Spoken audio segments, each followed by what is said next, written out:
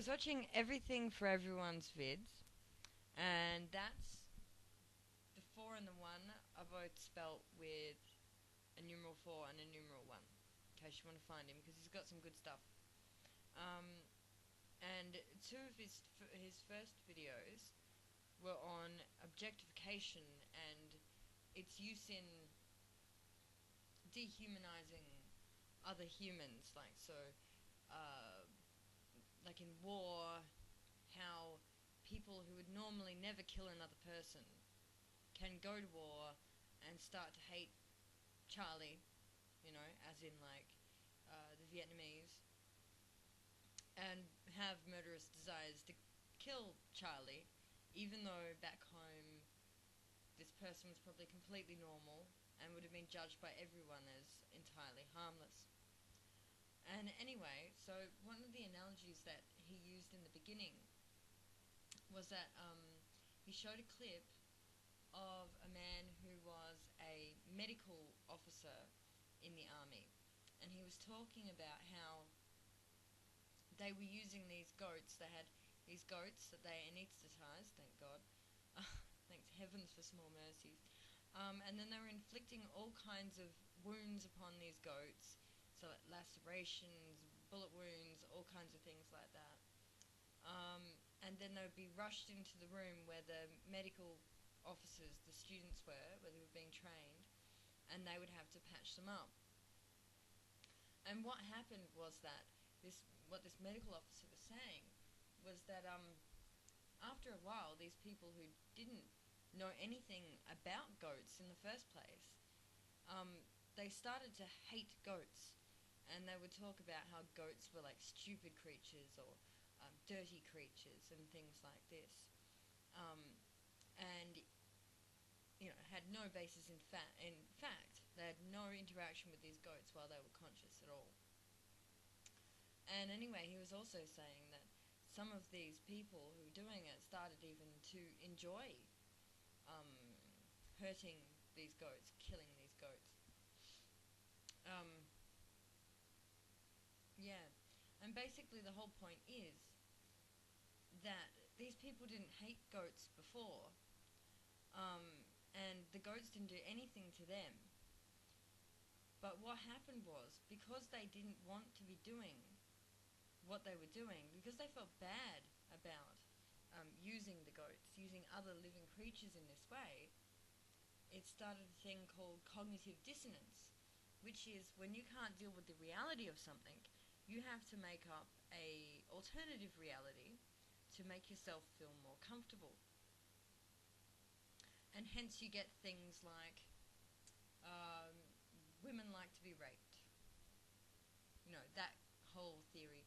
Women ask to be raped. It's just based on the fact that people are actually upset, quite logically, by the fact that such things go on. They feel empathy, but they don't want to see the big picture because it's too much of a problem. It's too big of a problem for them to do anything about, because they don't see that they would have any influence over the problem in the big picture. Yes. So what I want to address today is some of the ways in which this objectification of animals and cognitive dissonance expresses itself in the world around you, things that you can see, and in reactions from people. And basically all of the theories that have sprung out of this, that are rooted in this cognitive dissonance, and how they are entirely non-factual, but also how this objectification of other kinds of beings, where we just see them as objects without feelings or value, which is called speciesism. It's a bit of a mouthful. Speciesism. How similar it is to other forms of baseless prejudice, like racism or sexism or homophobia, things like that. So I'm just about to show you a slide, and then we'll we'll get into it in more detail.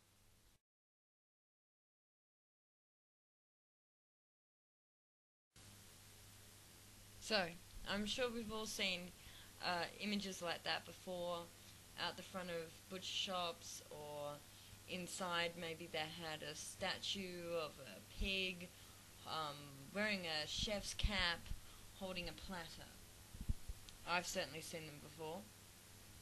And what kind of messages do you think that they are sending to people's subconscious? I mean, two of the examples I've just shown you were of the animals, that depicted animals actually smiling while carving themselves up for human consumption. I think that they would give people an association that not only, do we have that cultural implication that it's perfectly fine to kill and eat animals, but also the animals out the front that you see depicted in butcher shop signs, they're always smiling so serenely at you, as if to say, come and eat me, It basically suggests that not only are animals intended for consumption, but also that they enjoy taking part in this system. They don't show you the reality of the situation. But that's because the meat industry wants to enhance this naturally occurring cognitive dissonance by giving you a nice, happy picture to look at. They're not going to sell much meat if what they show inside are real pictures from inside a slaughterhouse. And I'm not going to put slaughterhouse images in this video, but you can easily see them on YouTube. They're readily accessible. Probably a good shorter film to watch if you want to see it for yourself is Meat Your Meat. That's a pretty good one. So I'm not going to put them in because they're all over the place. There's no point making yet another video full of images of animals screaming and being killed. But it's that kind of imagery that makes people associate. And there's a book called The Pornography of Meat. I haven't actually read it, but I've heard an interview with the author. And basically what she found was there are lots of correlations between the way meat is, animals that are farmed for meat are presented and the way women are presented in pornography. So, like, for example, you've got, on one hand, the animal carving itself up, smiling and offering it to you on a platter, offering its own flesh to you on a platter. And on the other hand, you've got images like, and obviously I won't put these up either, images like, a woman on her knees surrounded by like 7 guys who have all got their penises out in her face. And she's always, kneeling down with the most passive, serene smile in the world.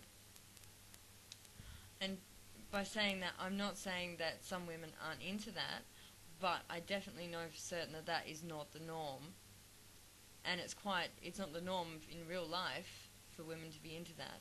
And it certainly is normal to see images like that in pornography, even pornography that would not be considered extreme by the majority of opinions. So basically, from that you can see how the objectification process works. Basically, you take a living being and you reduce it down to what its usefulness is to you. So the animal's usefulness to you is its flesh, and the woman's usefulness to you, should you be a straight man, is her sex, right? Now, I'm not saying this how every straight man feels. I'm just saying that's how, if you're objectifying someone, that's how it works.